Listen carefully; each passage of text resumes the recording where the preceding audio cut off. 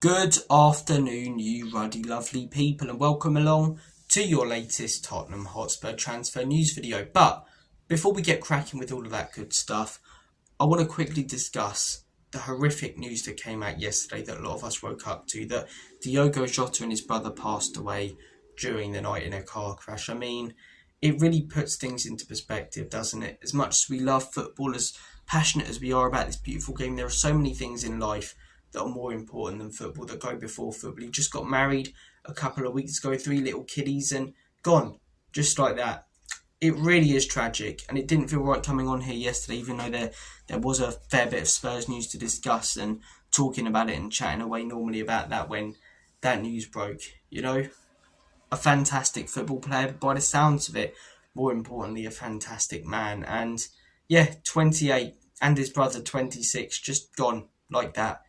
It's nuts. It really, really is. My thoughts, prayers, and condolences go out to his family, to everyone, in all honesty, affected by this horrible news. One thing that I will say has been great to see, though, is fans of all different clubs, all different backgrounds, all going on social media and giving their thoughts, prayers, and condolences to the family and everyone affected, and almost sharing the tragic news and wishing everyone who was affected by it all the best. You know, people can actually come together when serious things happen. But yeah, horrible news. It really, really is. And all my best go out to his family, and I wish them nothing but the best. Obviously, it's going to be hard to get through this. It would be for anyone. But yeah, tragic news. It really, really is. But look, on a lighter note, let's talk a little bit about Spurs, right? Because there are a few things that I want to delve into. Jorginho Rutter, the Brighton attacker, pictured on holiday wearing a Spurs third shirt, specifically this one. Now, could this just be him paying tribute to Archie Gray, just like Garnacho did to Rashford? But Garnacho wants to move away from Manchester United. Man United fans want Garnacho out. Now, I don't think there's any tension between Brighton and Rutter. He's had a good first season at Brighton, 8 goals, but could he be wanting a move to Spurs? You know, he's great mates with Archie Gray. Maybe he is just paying tribute, or could he be paying tribute because he wants to join Archie Gray at Spurs? I would personally prefer better. I think he's a good player, just scored 8 goals, as I say, 5 assists, first season in the Premier League. That's not bad. He's not an out-and-out centre forward. He plays on the wing or as a sort of number 10, false 9 sometimes. So it's a decent record, but I think if we're going to go out there and bring in a striker, we need to really strengthen. We need to improve on Solanke, not get someone who's at the end of the season going to have the same stats or less stats. And that's not diss at Solanke, that's just saying, well, we're not improving then, so there's no point in bringing someone in. But as I say, I haven't heard anything that Spurs are interested in Rutter, but it's always interesting when you see one Premier League player wearing the kit of another Premier League team, and obviously Garnacho's done it, and there's been absolute uproar about that. It'll be interesting to read up a little bit more on the reaction of Brighton fans. But would you guys take Jorginho Rutter? I just found this very interesting. Pictured wearing a Spurs shirt on holiday. Could he be joining us? Interesting stuff. Personally, would I take him? No. If you could buy him for like 20 million, 25 million, get him, but I imagine Brighton would be charging 50, 60 million, and I wouldn't be paying that. Fantastic in the Championship at Leeds, best player in the Championship last season, or not last season. Last season was 24-25, wasn't it? So 23-24.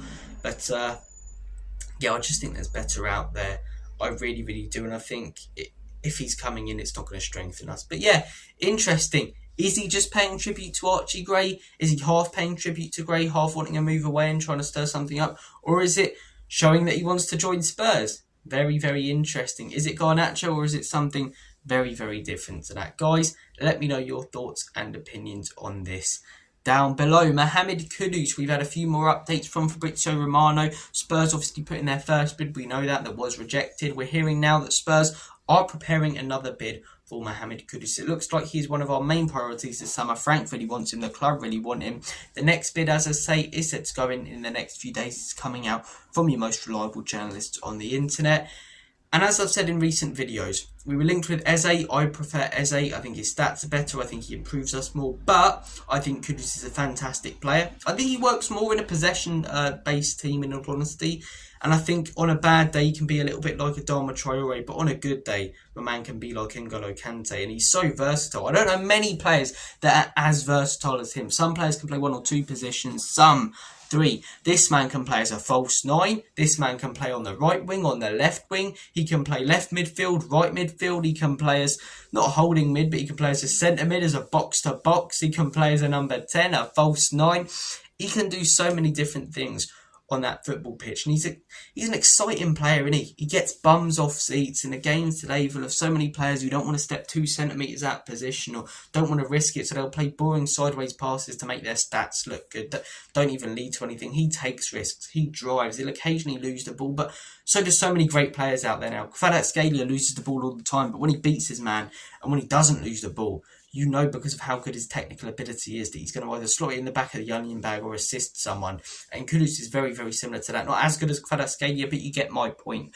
Once he beats his man, if he does get through him, then it's going to cause problems for the opposition. West Ham don't want to let him go. Talking about the rivalry with Spurs.